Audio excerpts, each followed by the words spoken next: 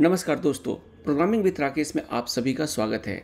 आज के इस इम्पॉर्टेंट वीडियो में मैं आपको बताऊंगा जावास्क्रिप्ट के अंदर ऐसा क्यों कहा जाता है कि एरे इज एन ऑब्जेक्ट। इसे मैं प्रैक्टिकली आपको करके दिखाऊंगा।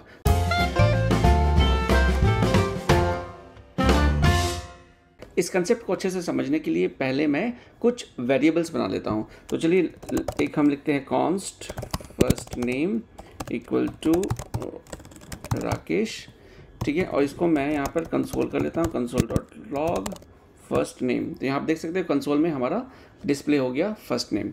अब यहाँ पर मैं const last name equal to मैं ले लेता हूँ कुमार, ठीक है। और उसी तरीके से मैं यहाँ पर लास्ट नेम भी कंसोल कर लेता हूँ। अब मेरे पास आ गया राकेश कुमार, ठीक है। ये तो हमारे दो स्ट्रिंग वेरिएबल हो गए। अब हम मान लेते हैं एक नंबर ले लेते हैं, कॉन्स्ट एज इक्वल टू 40। तो ये हो गया हमारा एज 40 और यहाँ पे मैं लिखता हूँ एज, तो ये हमारा एज भी डिस्प्ले हो गया। तो हम इस तरीके के अलग अलग डेटा टाइप्स हम यूज़ कर सकते हैं जावास्क्रिप्ट के अंदर, ठीक है। नंबर्स भी यूज़ कर सकते हैं वेरिएबल के अंदर, स्ट्रिंग भी यूज़ कर सकते हैं। अब मैं एक एरे आपको डिक्लेयर कर देता हूँ। तो एरे बेसिकली क्योंकि वो चेंज हो सकता है बाद में, अभी ये है तो हम इसको लेट कीवर्ड का यूज करेंगे। तो लेट फ्रेंड्स इक्वल टू, मैं कुछ फ्रेंड्स का एग्जांपल ले लेता हूँ। जैसे हमारे पास ले लेते हैं हम सपोज राम, फिर हम ले लेते हैं श्याम, फिर ले लेते हैं राजेश, फिर ले लेते हैं अमित, ओके। तो इतने मैं 4 नाम ले लेता हूँ। अब मैं इन चारों को जब यहाँ पर कंसोल लॉग करूँगा तो अब हमारे पास दिख जाएंगे राम, श्याम, राजेश और अमित, ठीक है। तो ये हमने एक एरे भी डिक्लेयर कर दिया। अब एरे क्योंकि आपका जीरो बेस्ड होता है, इंडेक्स बेस्ड होता है, तो एक एरे को किस तरीके से हम एक्सेस कर सकते हैं वो हम बात कर लेते हैं। अब मैं कंसोल लॉग में फर्स्ट नेम लास्ट नेम हटा देता हूँ फ़िलहाल, इसको कमेंट कर देते हैं फ़िलहाल, ठीक है, ऑलराइट। और मैं नेक्स्ट वाले कंसोल में कंसोल डॉट लॉग में सिर्फ एरे को मैं आपको समझाता हूँ। अब एरे देखिए हम सिंपली क्या लिखेंगे, फ्रेंड्स। तो ये फ्रेंड्स जो हमारा एरे है इसके अंदर 4 वैल्यूज है, 0 1 2 3 जो है इसके की हो गए। की इसलिए हो गए क्योंकि जब हम इस एरे को एक्सेस करना चाहेंगे तो की के थ्रू करेंगे। फॉर एग्जांपल अगर मैं राजेश को एक्सेस करना चाहता हूँ तो राजेश क्या है, 3rd पोजीशन पे है, तो इसका इंडेक्स क्या है 2, क्योंकि हमारा इंडेक्स 0 बेस्ड होता है। तो 0 1 2, तो राजेश को एक्सेस करने के लिए हम लिखेंगे console dot log friends, friends के अंदर क्या लिखेंगे हम 2, ठीक है। तो राजेश को एक्सेस करने के लिए हमने लिखा फ्रेंड्स 2, तो 0 1 2। तो अब आप देखिए कि किसी भी एरे के पार्टिकुलर पोजीशन को एक्सेस करने के लिए हमने क्या यूज किया, इंडेक्स। अब यहाँ आपको क्लियर हो गया।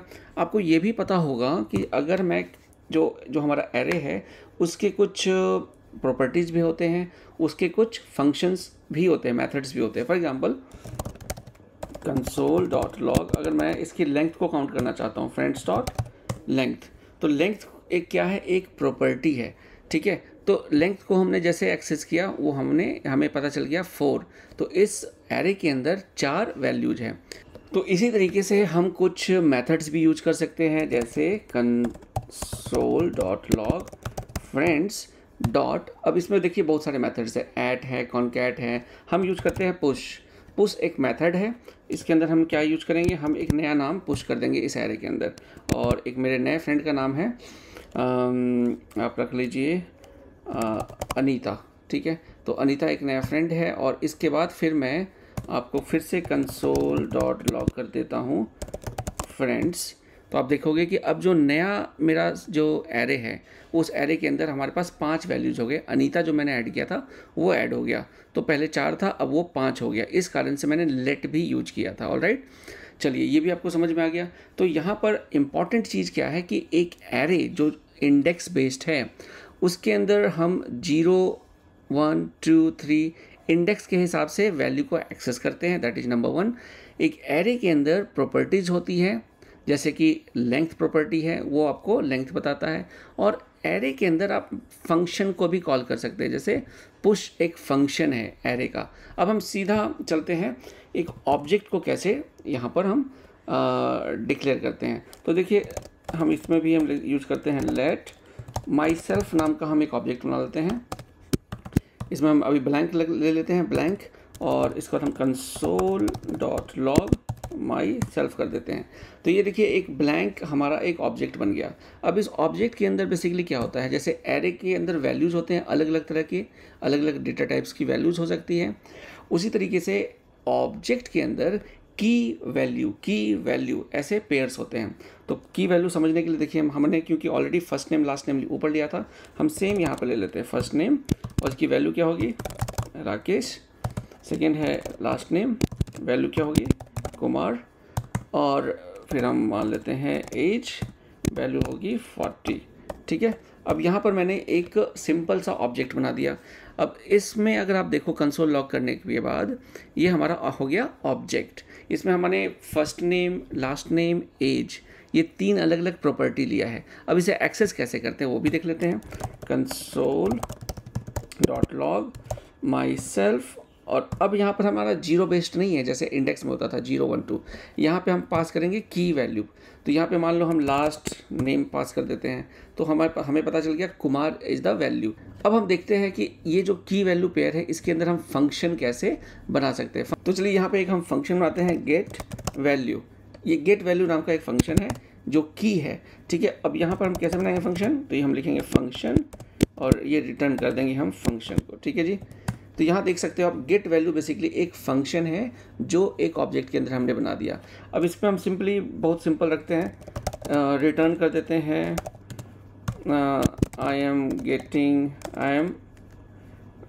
I will be returned from a function inside an object. ठीक है, एक ऑब्जेक्ट के अंदर एक फंक्शन है वो हमें रिटर्न करेगा। अब इस गेट वैल्यू को एक्सेस कैसे करेंगे ये भी आप देख लो। तो चलिए अब मैं सारी लाइंस को डिलीट कर देता हूं और हमारे पास सिर्फ क्या हो गया, एक गेट वैल्यू नाम का फंक्शन हो गया। तो गेट वैल्यू एक्सेस करने के लिए हम लिखेंगे my self dot get value. ठीक है, गेट वैल्यू जैसे करेंगे तो हमारे पास ये फंक्शन रिटर्न हो गया, और इस फंक्शन को एग्जीक्यूट करने के लिए हम यूज करेंगे ब्रैकेट्स। तो गेट वैल्यू ब्रैकेट लगाते ही ये I will be return from a function inside an object. तो यहाँ आप देख सकते हो कि हमने क्या किया, हमने इस ऑब्जेक्ट के अंदर जिस फंक्शन को लिखा है उसे एग्जीक्यूट कर दिया। तो बिल्कुल इसी तरीके से आप समझो कि जो हमारा एरे होता है, एरे के अंदर जो की वैल्यू होता है, प्रॉपर्टी होती है, जैसे एरे डॉट लेंथ, वो तो हो गया प्रॉपर्टी। अगर हम लिखते हैं एरे डॉट पुश, तो पुश बेसिकली क्या है, एक फंक्शन है। तो एरे के कंटेक्स्ट में आप देखिए ये हो गया एरे, एरे का नेम डॉट फंक्शन, तो यहाँ पे आपने फंक्शन कॉल किया push. So that is why हम कहते हैं कि जो एरे होता है is a type of object. तो अगर मैं इसको एक नॉर्मल एरे बना देता हूँ दोस्तों, ये देखो, अगर मैं इसको लिखता हूँ लेट एरे, मान लो एक नाम ही दे देते हैं, या फ्रेंड्स अगेन ले लेते हैं फ्रेंड्स, और यहाँ पर मैं एक एरे फिर से बना लेता हूँ। यहाँ पर मैं ले लेता हूँ नेम 1 और ये नेम 2, ये एक एरे है।